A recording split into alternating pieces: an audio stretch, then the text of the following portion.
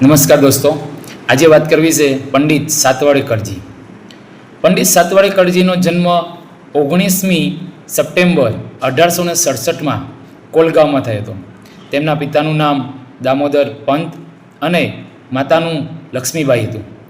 પંડિતજીએ ચોથા વર્ષે અભ્યાસ શરૂ કર્યો. 5મા વર્ષે તેમના પિતાજીએ તેમને સ્ત્રોતો અને અંક શીખવાડ્યા. પૂજાપાઠના શ્લોકો, રામ, દક્ષા અને મહિમને શીખવ્યા.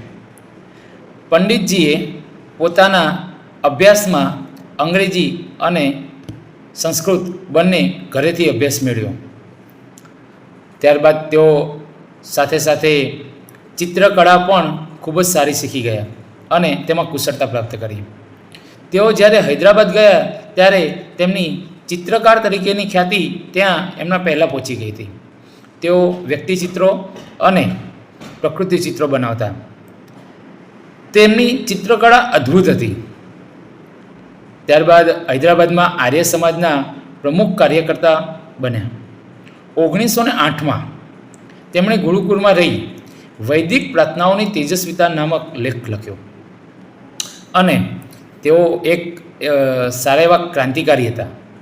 તેઓ ક્રાંતિકારીઓને આશ્રય આપતા અને માર્ગદર્શન આપતા. પુરુષાર્થ બોધિની ટીકા લખવા માટે તેમને અમૃતસરના ગીતા ધર્મ મહામંડળે ગીતા અલંકારની પદવી એનાયત કરી. અખિલ ભારતીય હિન્દી સાહિત્ય સંમેલને સાહિત્ય વાસ્પતિની પદવી તેમને એનાયત કરી.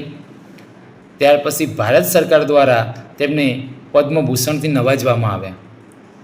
મુંબઈ વિશ્વવિદ્યાલયે તેમને ડૉક્ટર ઓફ લોની પદવી એનાયત કરી અને 31/7ના રોજ તેમને ઈશ્વરની ઈચ્છા પૂર્ણ થાવ તેમ ભગવાનનું સ્મરણ કરતા બ્રહ્મલીનમાં લીન થઈ ગયા.